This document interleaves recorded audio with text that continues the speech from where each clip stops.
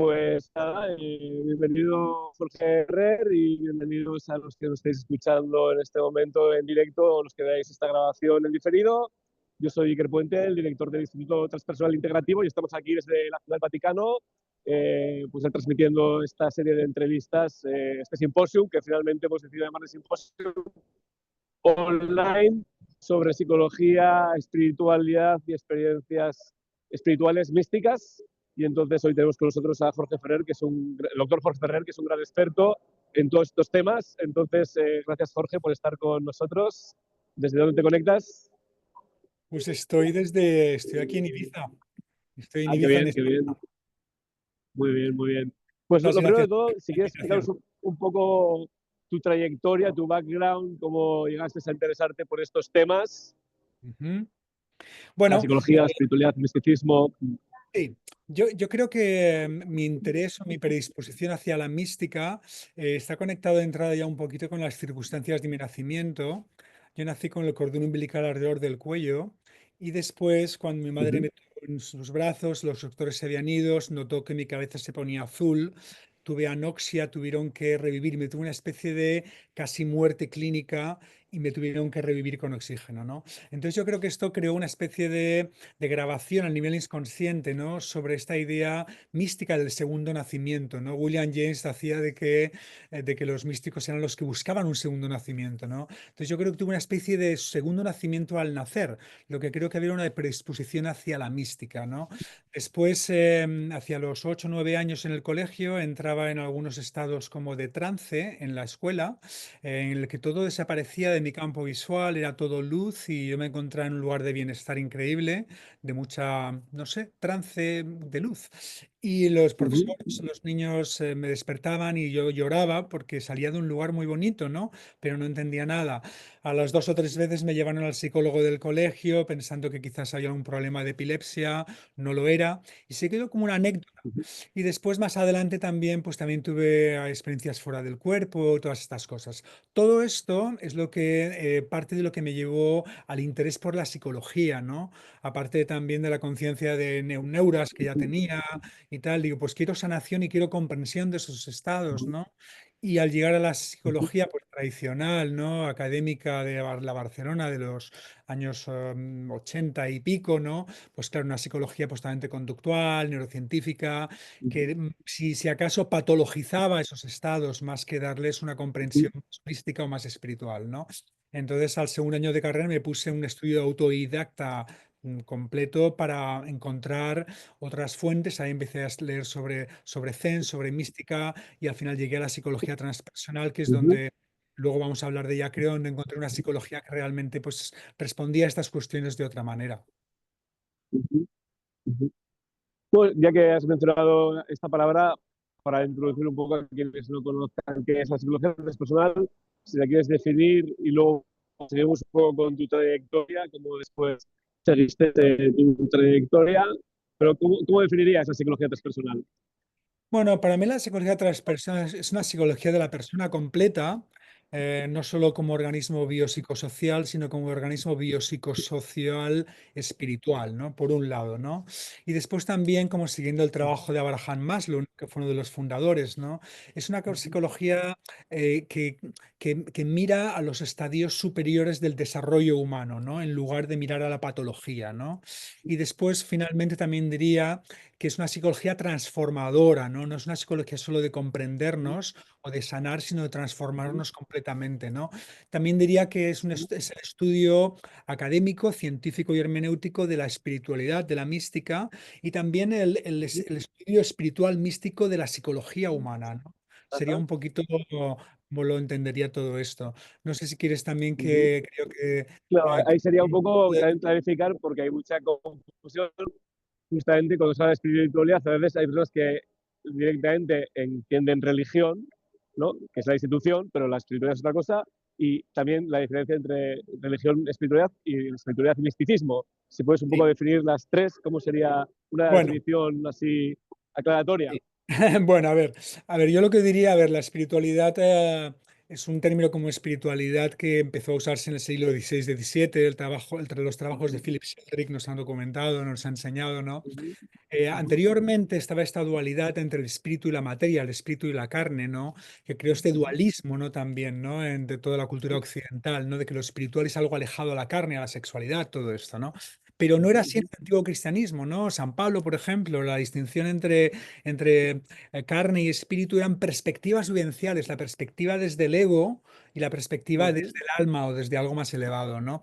Entonces la ujú, ujú, espiritualidad yo definiría o la comprendería como un proceso gradual en el que poco a poco nos vamos liberando de capas de egocentrismo, de egoísmo, de estar ujú, centrados en nosotros mismos para abrirnos más y más, rendirnos más y más a ese misterio, ¿no? Del cual todo procede, ¿no? Y alinearnos con ese misterio, ¿no?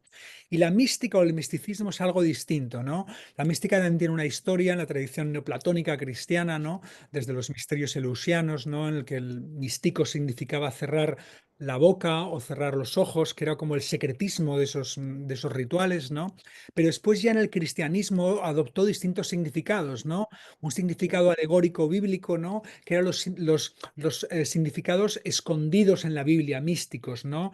Los pasajes bíblicos tenían significados místicos, como escondidos, que una lectura primordial, así de entrada, no podía entenderlos, ¿no? Y después tuvo una lectura sacramental de la mística, ¿no? Se hablaba de los misterios, de lo místico de los sacramentos cristianos, la Eucaristía, la unión con el cuerpo de Cristo, ¿no? El bautismo, ¿no? La entrada de Dios, ¿no? En el bautismo, en el ser humano y la liberación del pecado original, que es una invención obviamente ujú, también de la Iglesia que no tiene nada que ver con las enseñanzas originales del cristianismo, ¿vale? ajá, Pero no es hasta el siglo V, o sexto, con Dionisio Areopagita, que se le conoce el padre del misticismo, ¿no? Que empieza a hablar de unión mística con Dios, ¿no? Y, no es- ok, ok, y todo el sistema medieval y hasta en los siglos después 12, 13, 14, 15, 16, empezamos a escuchar pues la comprensión de la mística que tenemos hoy en día, ¿no? Como una ujú, experiencia subjetiva, ¿ah? De ajá, Dios, del cristianismo, o como una experiencia personal de las ajá, realidades últimas, y además siempre se ha enfatizado que es una experiencia inmediata, directa, ¿no? Esto es lo que caracteriza la mística en ajá, contraste con lo ajá, espiritual, ¿no? Y lo último que diría al respecto, que es importante, es que ajá, aunque la mística hoy la hablamos como un fenómeno transcultural universal, en realidad tampoco lo es. ajá, Muchas tradiciones ok, resisten el término místico, ¿no? Como el Zen. ok, De Suzuki decía, el Zen no tiene nada de místico, ¿no? Es levantar la mano, es ajá, tomar mi té. Esto no tiene nada de ajá, de místico, ¿no? Tradiciones claro, claro, indígenas claro. tampoco hablan de la mística, ¿no? Entonces es O un sea que es un término concepto occidental realmente, originalmente concepto occidental, completamente occidental que después a nivel académico se ha proyectado quizás de una manera un poco universalizado. colonialista a otras tradiciones, ¿no? Aunque también se puede encontrar muchos Ok, paralelos, ¿no? De esas descripciones de contacto directo, ¿no? Con la realidad o con el misterio último en muchas otras ajá, tradiciones. ujú.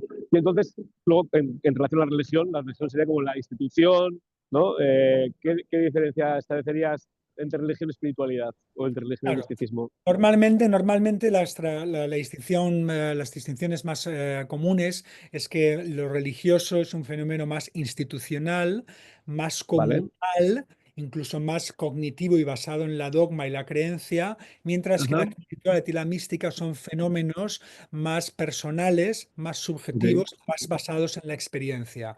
Esto sería para Ajá. resumir mucho, ¿no? Pero también Sí, sí, son sí, sí. generalizaciones, ¿no? Porque hay grupos Sí. místicos muy personales, que también tienen creencias y dogmas, etcétera, ¿no? Pero esa ha sido la construcción occidental de estas distinciones. Ajá,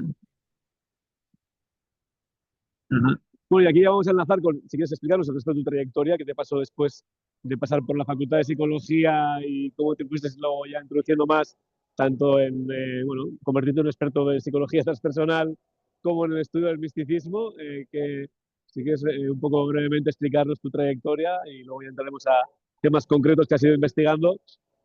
Vale, bueno, un poquito, yo lo que diría es que cuando yo llegué en el año 93 a California, yo llegué con un esquema muy universalista, ¿no? Que había aprendido pues de Alan Watts, de Aldous Huxley, de Ken Wilber, ¿no?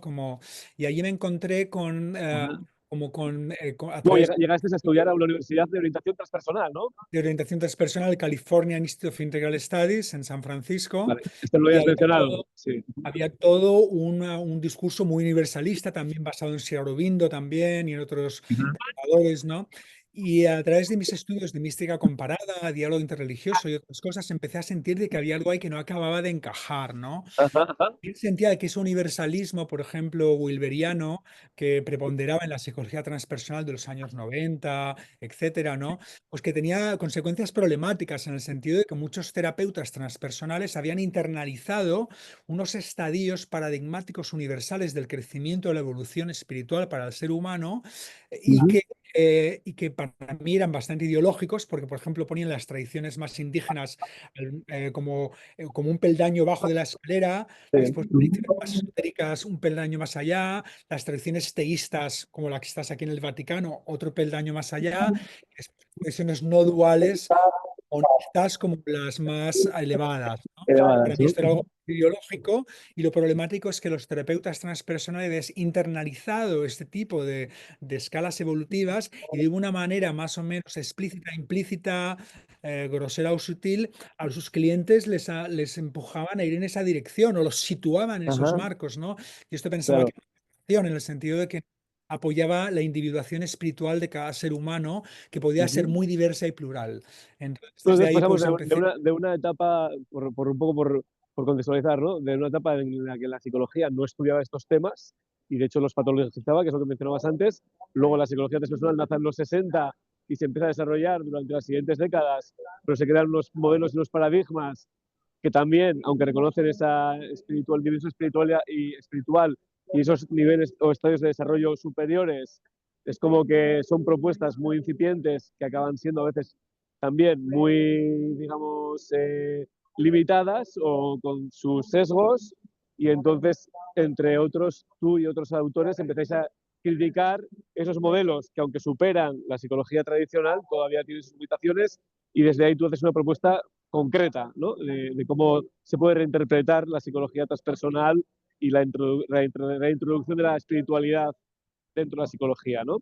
Sí, eso es correcto, ¿no? Y en relación a lo que estaba comentando, voy a poner los cascos porque hay un ruido aquí de una máquina. Ok. En relación a lo que estaba comentando, ¿se me oye bien? Sí, sí, sí, sí. Muy bien, en relación a lo que estaba comentando, claro, yo empecé a elaborar un paradigma como mucho más pluralista que Ajá. abrazaba la diversidad, ¿no? De las distintas tradiciones espirituales, distintos estados místicos, sin necesidad de escalonarlos, ponerlos en jerarquías, que también me parecía un pensamiento muy patriarcal, ese pensamiento jerárquico que tenía Ajá. también el Occidente, ¿no? Aplicado a la espiritualidad, ¿no? Entonces es como, claro, a mí me gusta la analogía de un árbol, ¿no? Un árbol en el que el tronco es el ser humano, ¿no? Las distintas tradiciones y espirituales contemplativas son distintas ramas, ¿no? Del árbol, ¿no? Algunas se pueden intercruzar, como en la naturaleza, ¿no? Y hay puntos en común entre las tradiciones, pero van en direcciones distintas, ¿no? Pues, por ejemplo, el principio de la presencia de un Dios amoroso, ¿no? En el cristianismo místico, ¿no? La no dualidad con el Brahman, ¿no? Completamente no dualidad en el hinduismo, ¿no? La compasión que emerge de el insight, la compenetración codependiente en el budismo, ¿no? Las civilizaciones indígenas son también cosas muy distintas, ¿no? Ujú. Entonces, claro, desde ahí yo creo que también es importante, ¿no? Pues ver, no sé, como a mí siempre me ha llamado mucho reenraizar la espiritualidad en la vida, ¿no? Ajá, Y ajá. cómo, si tú miramos la vida, por ejemplo, tenemos millones de especies, una diversidad que enriquece, ¿no? ¿Por Ajá. qué en las tradiciones espirituales queremos cortar esa diversidad y hacer que todo confluya en uno, ¿no? Ajá. En el mundo natural nos empeñáramos en que todas las especies animales y vegetales se convirtieran en un macroorganismo biológico único. ¡Qué pérdida de Sí, sí. enriquecimiento, ¿no? Yo creo que lo que es valioso tanto en el mundo natural como en el mundo espiritual es que hay una diversificación tremenda y que haya una integración armoniosa entre todas esas diversidad como nos enseña la madre naturaleza. Ujú. Bueno, y también tenías esta metáfora en tu primer libro, que está publicado a raíz de tu tesis, ¿no? Que se tradujo como espiritualidad participativa en castellano, eh, que es la metáfora de un océano con muchas orillas, ¿no? Sí, bueno, esta metáfora después fue malentendida. pero es una metáfora que yo lo que decía es que si hay un punto en común como aspiración en la mayoría de tradiciones contemplativas, es como una aspiración a ir más allá del egocentrismo, lo que hablaba antes, ¿no? Vencer el egocentrismo para rendirse a este misterio, pero que Ujú. eso se puede conseguir de muchas maneras distintas, Ajá. ¿no? Ujú. Entonces el océano no era un océano como un principio último, como Dios, la Sí, divinidad o sí, sí, Brahman, sí, sí. sino como una transformación transegoica, ¿no? Pero eso también después Ajá. no se acabó de entender y por eso dejé de utilizar la metáfora. Pero lo de las orillas se refiere a que hay, digamos, esa diversidad que has mencionado ahora también, ¿no? Efectivamente, Como las diferentes efectivamente. ramas del árbol. Al océano de la emancipación transegoica se puede llegar a través de muchas orillas o a través de Ajá, muchos ríos, ¿no? ajá. Pero no es un principio Sí, no último. es, no es una filosofía perenne como tú Eh, criticas efecti- mucho eh, en tu, en tu, efectivamente, en tu trabajo, ¿no? Y, efectivamente. y volviendo a tu propuesta, que podríamos entrar en una filosofía perenne, pero nos quedaría mucho tiempo, pero esta otra idea de espiritualidad participativa, ¿la podrías explicar? Bueno, sí. Además de esta participación con ese misterio último para co-crear toda esa serie de caminos místicos y espirituales que la historia de la humanidad ha documentado, también tenemos la co-creación con todo lo que somos, ¿no? Muchas espiritualidades se han basado en una espiritualidad del chakra del corazón hacia arriba, ¿no? Basado en el cultivo, ¿no? de estados, ¿no? sutiles del corazón, estados de conciencia, pero han reprimido, han subyugado el cuerpo y la sexualidad, ¿no? La espiritualidad Ujú, participativa abraza todo lo que somos, ¿no? Y después también una co-creación interpersonal, ¿no? Interpersonal, ¿no? Afirmar que cualquier desarrollo espiritual tiene que ser relacional, ¿no? ajá, Todas las cualidades que asociamos con lo espiritual, el altruismo, ¿no? Por ejemplo, ¿no? La moralidad, no se pueden ujú. desarrollar en el ser humano sin estar en relaciones con otras Sí, sí, bueno, la personas. empatía, la compasión, La ¿no? empatía, la compasión. Entonces, esa dimensión relacional que después también en cantidad de tradiciones, pues la espiritualidad la asociamos con el místico que se va a la caverna, ¿no? Con el meditador, ¿no? Con el que se Algo despierta individual. solo en la playa, Sí, ¿no? sí. Entonces, recuperar esa dimensión relacional que también tiene que ver con lo que tú también comentabas antes en una pregunta que me hiciste antes, ¿no? Esa idea de extender la espiritualidad más allá de lo individual, intrapersonal, Sí, sí, también a lo espacial. Por ejemplo, las tradiciones sí, hablan de lugares sagrados, ¿no? sí, sí, sí, sí, Montañas sagrados, templos sí, sí, sagrados. En el chamanismo, encontrar tu lugar de poder, ¿no? sí, Y sí, sí, también sí, la dimensión comunitaria de la espiritualidad, ¿no? Los sí, sí, apóstoles en el descenso del Espíritu Santo en el Pentecostés, ¿no? Las sí, visiones compartidas que podemos tener con San Pedro, ¿no? sí, sí, Las experiencias compartidas también los sufís derviches girofantes, ¿no? sí, Cuando sí, sí, bailan todos al unísono y sí, se sí, sí, sí. conectan, rinden su ego a Dios al mismo tiempo, ¿no? Etcétera, Ujú. etcétera, etcétera. Entonces, tú lo que venías a decir era que las experiencias transpersonales, o esa búsqueda, ese desarrollo se puede producir intrapersonalmente, interpersonalmente, pero también a nivel comunitario y con los espacios físicos Exacto. o energéticos. Bueno, y de hecho, ha sido muy interesante estar aquí sabiendo que luego te iba a entrevistar, porque ayer cuando entrevisté a Gonzalo de la Morena, que es este teólogo, cuando me iba mencionando cosas de la historia del desarrollo del movimiento cristiano, no sé si viste las pequeñas partes que te No he comenté, podido, bueno, no he podido. es igual porque si las ves luego lo vas a ver claramente que son espiritualidad participativa, la comunión, ¿no? O sea, ellos se reunían para hacer la comunión, era una comunidad muy reducida, que había un componente emocional muy potente. Bueno, aquí se ve por todas partes, ¿no? Pequeños grupos que se entran en euforia, ¿no? Y esto es un lugar Claro, claro, claro, sagrado, la que comunión, esta es la donde parte de lo que estás hablamos antes. enterrado, hay un, Te cortas un justamente esto es un poco, ¿eh? ejemplo Sí, de sí, totalmente. sí, es un ejemplo de cómo coexisten aquí la religión institucional, que es toda la parte religión jerárquica patriarcal, con la espiritualidad todavía real, viva, de las personas. Encontró personas que venían de Indonesia, de la América, de todo el mundo Sí, para esto. Y claro, imagínate el hecho de peregrinaje, llegar aquí, que es sí, como ¿no? Es como claro, la Meca, ¿no? Para claro, ellos. claro, Entonces, se vive realmente esa espiritualidad claro, participativa, relacional y con el claro, lugar. O sea, realmente el claro. lugar es como que está muy cargado simbólicamente Claro, también, claro, ¿no? claro, claro. Claro, yo creo también aquí este es un lugar muy especial, ¿no? Y con personas que van allí con una espiritualidad Sí, muy viva, muy conectada con el cristianismo, ¿no? sí, Pero sí. claro, si pensamos en las masas cristianas, al menos en Occidente, mainstream, no estoy sí, pensando en los evangélicos pentecostales o los sí, sí, sí, africanos religiosos que son como muy místicos también, ¿no? Pero la sí, mayoría, claro, esta dimensión mística sacramental se ha perdido, ¿no? Yo cuando era sí, se pequeño aprecia mucho, sí. iba a la Sagrada Familia con mi padre, nos llevaba ya al servicio, ¿no? Y salía de la iglesia y veía a la gente salir triste.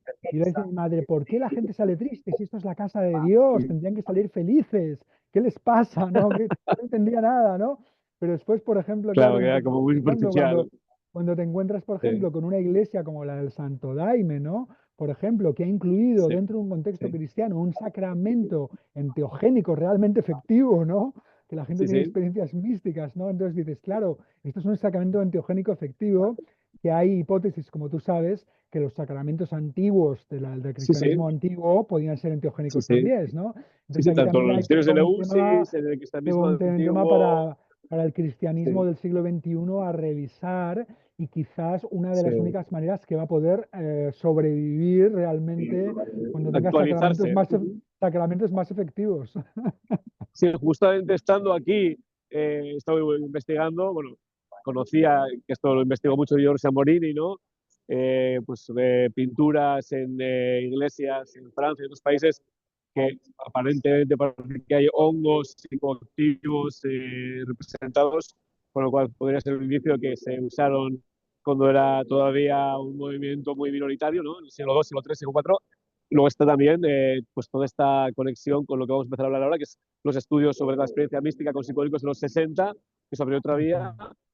Pero es que hay artículos de este mismo año y del pasado y que empieza a haber un movimiento a raíz del documental de Michael Pollan, de todos los estudios sobre psicoterapia psicodélica, de todo lo que está, digamos, divulgando este conocimiento, que abogan por esto, por reintroducir de alguna manera los psicodélicos dentro del cristianismo. Pues es una pregunta que va a venir dentro de 2 o 3, pero primero, por reencuadrarlo con nuestro campo, que es la psicología transpersonal, justamente otra vía que abre la psicología transpersonal, aparte del estudio de la meditación y otras técnicas, es el estudio de los psicodélicos, la aplicación de los psicodélicos, por un lado, en psicoterapia, pero de repente hacer este estudio en los años 60, el estudio de Viernes Santo, pionero en estudiar el vínculo entre psicodélicos y experiencia mística, ¿no?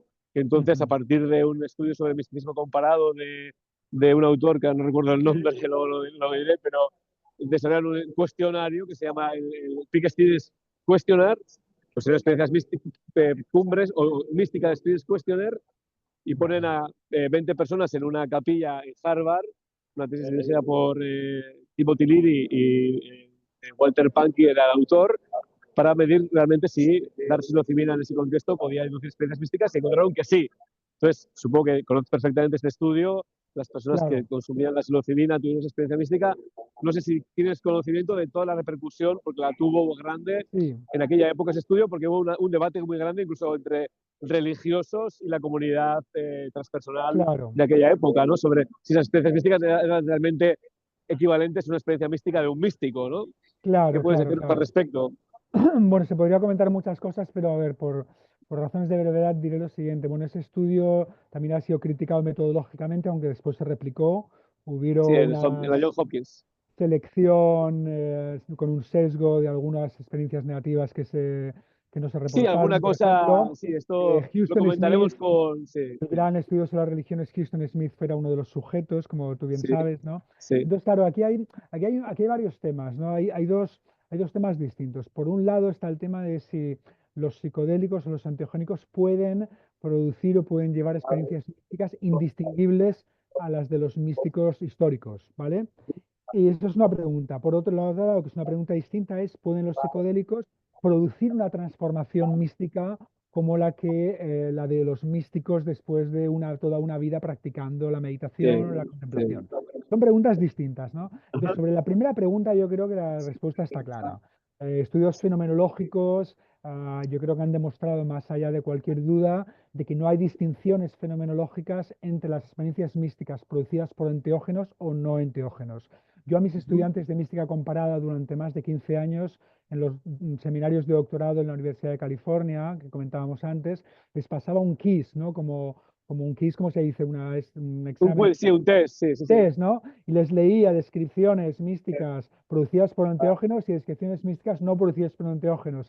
Y no había manera de que ningún estudiante pudiera adivinar cuál era cuál, ¿no? Ajá, Y esto ajá. ocurría cada año, ¿no? Entonces eso está bastante claro, ¿no? A pesar de las críticas de algunos teólogos cristianos, que, por ejemplo, Sainer a Huxley diciendo, sí, sí, los psicodélicos pueden producir experiencias monistas, que es de como de unión con el todo, no Sí, dualista, sí, sí, sí. pero no las que da la gracia divina de unión con Dios personal.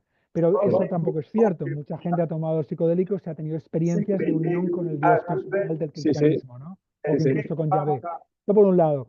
Lo que no está tan claro, donde está el debate, es si pueden llevar a una transformación mística permanente, ¿no? Yo Sí, creo que sí, aquí hay sí. mucha diversidad de opiniones, ¿no? Yo creo que cada caso es distinto, la preparación es distinta. En general, yo creo que la respuesta es como que no, en general, pero sí que hay casos. Jack Confield, por ejemplo, el Ajá. director de Spirit Rock en California, el centro budista más importante, él cuenta la anécdota de una persona tomando una sustancia una sola vez y que de Sí. acuerdo a él, que es un maestro budista, se le despertó el corazón de la bodhicitta y estuvo iluminada el resto de su vida. Pero son casos muy concretos, ¿no? La Ajá, mayoría de los casos yo creo que no va por ahí, ¿no? Que la gente tiene una ajá. experiencia mística, lo que sí que después se reporta, como en este estudio que decías, en los estudios longitudinales, que la Sí. gente la valora como una experiencia de las más importantes de su vida y queda como una Ajá, especie, que llamo como un residuo de predisposición mística ajá. o de predisposición espiritual y que a veces puede haber un cambio de cosmovisión muy importante, que también es importante, ¿no? Y que puede llevar a que las personas implementen otras prácticas, ¿no? Esto en el libro de Thich Nhat Hanh, por ejemplo, se explica muy bien cómo muchos maestros budistas que se convirtieron en maestros budistas en Estados Unidos, se les hizo una encuesta, se les entrevistó y luego muchos reconocían que se habían convertido en maestros budistas por haber tenido experiencias místicas con psicodélicos y por ver que no se quedaban en ese estado y entonces buscar una práctica más, digamos, de mantenimiento, como yo el gimnasio, y encontraron la meditación, cada uno la suya, hacen otras, y entonces, digamos que les sirvió para esto, ¿no? Como esa apertura, ¿no? Esta metáfora, ¿no? Como que te llevan a la cumbre de la montaña en helicóptero, pero luego te bajan otra vez a la falda, pero ya sabes que hay una cumbre a la que subir, ¿no? Que si ni siquiera sabrías que hay una montaña. Efectivamente, efectivamente. Sí, recuerdo el famoso panel organizado por la revista budista Triciclo, Tricycle, ¿no? Con John Halifax y muchos maestros budistas. Y curiosamente todos dijeron que su camino había empezado con los psicodélicos, pero ya no lo recomendaban a los estudiantes, ¿no? Y era una Ah, no. cuestión, era una cuestión Bueno, curiosa. también hay Porque esta frase de Alan Watts. Sí. hoy en día sí que hay maestros budistas que recomiendan como Ajá. adjunto al camino espiritual, que lo estabas hablando hace un momento también, ¿no? Sí, y yo he escuchado algunos que son incluso críticos de decir, bueno, yo cuando veo que alguien avanza, avanza, avanza y se queda estancado, a veces le digo que pruebe para que se desestanque, ¿no? Esto lo he escuchado en varios maestros también, ¿no? Pero, y Alan Watts es curioso que decía, ¿no? When you have the message, hang up the phone, ¿no? Cuando hayas escuchado el mensaje, cuelga. No sigas tomando psicodélicos todos los días y ya ha sido el mensaje, ¿no? Ya, lo que pasa es que esto también entra en contraste con las tradiciones de espiritualidad que usan los enteógenos como camino espiritual, ¿no? Sí, sí, Como sí, por ejemplo sí, las sí, sí, por tradiciones supuesto, sí, sí, indígenas, sí. ¿no? O Sí, como el ayahuasqueras, o Santo budistas, Daime, la Santo iglesia, Daime, ¿no? Como un sí, sacramento, ¿no? sí, Y sí. también con los caminos más seculares, ¿no? Desde Terence McKenna, Stanislav Grof, el camino del psiconauta, Sí, ¿no? sí, sí, sí, Personas muy respetadas sí, que sí, dicen que los psicodélicos pueden ser un camino espiritual sí, sí. intrínsecamente, ¿no? Bueno, yo Incluso conocí, incluso fuera, ¿no? En eh, televisión contemplativa, ¿no? yo no sé si te contó esta anécdota, yo conocí un chamán en Colombia que tenía 84 años y llevaba desde los 24 tomando 3 veces a la semana ayahuasca. 60 años, 3 veces a la semana, que yo lo multipliqué, son 9.000 veces. Y él Ya, estaba bien, o sea, iba a su huerta, ordeñaba las vacas, era como el alcalde del pueblo, o sea, le venía a pedir consejo, bueno, en esa dirección, ¿no? De que puede ser un camino claro, espiritual, que no es para todo el mundo, evidentemente, pero que efectivamente, es otra vía, ¿no? efectivamente, no es para todo el mundo. Y después lo último que comentabas, ¿no? Como cada vez hay más y más tradiciones, ¿no? Desde el budismo moderno, incluso tibetano, como gente de grupos cristianos, ¿no? Que están adoptando, ¿no? algunos psicodélicos, la toma sensata de psicodélicos como adjunto al camino espiritual, ¿no? Ujú. Como esa monja budista que vivía en Barcelona que utilizaba Sí. ayahuasca para guiar a los estudiantes a través de los bardos budistas o los reinos budistas, Ujú. el Dharmakaya, Nirmanakaya, ¿no? Parece con Sí, éxito, sí. ¿no? Y grupos cristianos que también la están empezando a usar, ¿no? Yo creo que esto se está extendiendo a una velocidad crucero, ¿no? En todo Exponencial, sí, sí. Pues de exponencial. hecho hay este estudio también de líderes religiosos, no sé si tú lo conoces, que ya se hizo en los 60 con psicodélicos. Entonces aquí ya no era, o sea, es un poco, digamos que con el estudio del Viernes Santo, los más alejados de que estudiar los psicodélicos como psicoterapia psicodélica. Es como realmente estudiarlos a nivel ya de desarrollo espiritual, ¿no? Pero en este caso, que está replicando ahora la Universidad de Nueva York y la Universidad Johns Hopkins, y ya se ha publicado la parte cualitativa del estudio, todavía no la cuantitativa, lo que querían era ver, bueno, qué opinaban los líderes religiosos espirituales de cada tradición que hubo de todas, ¿no? De budistas, hinduistas, de religión judía, cristianos, contrastar con su propio camino espiritual y también cómo les afectaba de cara a estar abiertos a tolerar o a empatizar con otras tradiciones, ¿no? Claro, Y de hecho, de lo poco que pudieron explicar en el estudio, en el Congreso de MAPS, donde se presentó esto, es que una de las cosas que más pasaba es que de repente tenían visiones que no pertenecían a su tradición espiritual, lo cual les sorprendía mucho, y que eso les ayudaba a ser más tolerantes con otros caminos espirituales. Entonces, no sé si efectivamente. conocías con este estudio, lo tenías presente. Sí, sí, sí, sí, sí. Bueno, yo escuché algunas presentaciones iniciales en algún Ok. congreso, creo también en Ajá. MAPS, sobre el estudio, pero no de los resultados, porque estaba, Ajá. el estudio que estaba en marcha en aquel entonces, ¿no? Entonces, esto último que has dicho no lo conocía, ¿no? Pero claro, es curioso, ¿no? Porque por un lado tienes muchas tradiciones, ¿no? Como que tomas un psicodélico, por ejemplo, de la jungla de la ayahuasca, ¿no? Que la gente tiene visiones de jaguares y de serpientes, lo coge el santo daime y de pronto empiezan a tener visiones de Cristo y la Virgen María, ¿no? Hay un elemento Ajá. contextual, ¿no? Pero por otro Claro, lado, claro, claro. siempre también ha habido, ¿no? La investigación de Stanislav Grof lo ha demostrado, ¿no? Como cantidad de personas, ¿no? Como de distintas tradiciones pueden tener acceso al simbolismo transcultural, transreligioso de otras tradiciones que no han estudiado, ¿no? Y no solo ver esos símbolos como los mandalas o el árbol de la vida del judaísmo, sino entender el significado de los colores, de las formas, de los sefirot, ¿no? Es algo realmente como casi paranormal, ¿no? Entonces a mí no me Sí. extraña que personas sobre todo abiertas espiritualmente, aparte de tener experiencias de sus caminos, puedan también tener experiencias de otros caminos. Y yo creo que aquí, cuando el diálogo interreligioso también puede llegar a Ajá. una dimensión experiencial, sentida, mística, que hasta entonces nunca ha sido posible, excepto en algunos retiros de monjes, pero yo creo que los enteógenos es una herramienta para profundizar y Ajá. también poder llegar a esa conciliación de doctrinas y enriquecimiento mutuo entre tradiciones místicas, que yo creo que no hay ni casi ninguna otra herramienta con tanta potencia, usada de una manera Ajá. pues con sentido común y con un contexto de seguridad, etcétera, etcétera, claro.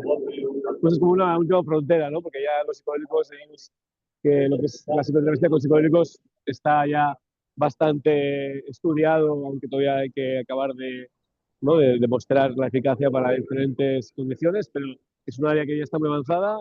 También incluso la área de las microdosis ahora, o de incluso el uso para creatividad, parece que justamente este uso de los psicodélicos más para el desarrollo, vamos a llamar espiritual, o incluso en contextos de tradiciones espirituales religiosas, podría ser como Sí, una última frontera, ¿no? Que todavía está por explorar sí, y que puede ser sí. muy valiosa, ¿no? Sí, bueno, yo creo que eso sí, aunque también yo diría que hay todavía otra Ajá, frontera, porque claro, todo esto aún está basado en un paradigma de buscar el efecto, ¿no? El efecto sanador, el efecto transformador en el ser humano, ¿no? Pero ajá, pone entre paréntesis la dimensión cognitiva epistémica, ¿no? De los enteógenos y de la mística en general, que es, nos están realmente ofreciendo información verídica sobre la realidad, ¿no? ajá, Tanto esta ajá, realidad, este mundo, como estas otras realidades sutiles o incluso ajá. últimas, ¿no? Y yo creo que esa es la última dimensión, la última Bueno, frontera en todo esto. como la ontológica, epistemológica, digamos. Exacto, exacto, exacto. Ok, ok. Bueno, Pero, y Iker, creo entonces, que vamos a tener que ir cerrando casi, ¿eh? Pero a ver, última sí, sí, pregunta. sí. Yo te quería preguntar esto, ¿no? ¿Qué rol crees que pueden jugar los psicodélicos justamente en el contexto del desarrollo espiritual, de las experiencias espirituales, de cara al futuro? O sea, ya no solo qué rol pueden jugar, sino cómo lo visualizas tú hipotéticamente, de aquí a 10 o 15 o 20 o 50 años, que esto puede empezar a suceder, ¿no? Sí, yo creo que es casi inevitable. Lo que estamos viendo son pasitos de bebé en la Ajá, adopción de enteógenos y psicodélicos por las tradiciones espirituales. Creo que el ajá. siglo XXI va a ser una especie de explosión, Boom. de boom en este sentido, ¿no?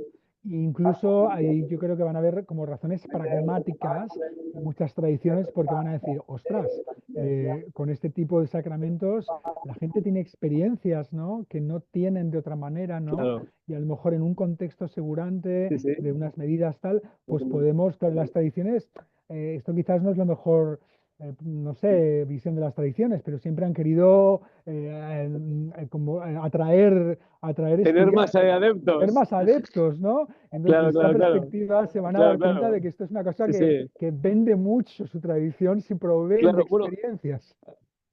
o sea, si lo entendemos como decía Groff, que son tecnologías de la conciencia, claro, si una tradición adopta una tecnología nueva, esto es como los móviles, o sea, como China y Estados Unidos con la tecnología, ¿no? Si ellos tienen una tecnología nueva, la Efectivamente, tenemos que tener nosotros también, ¿no?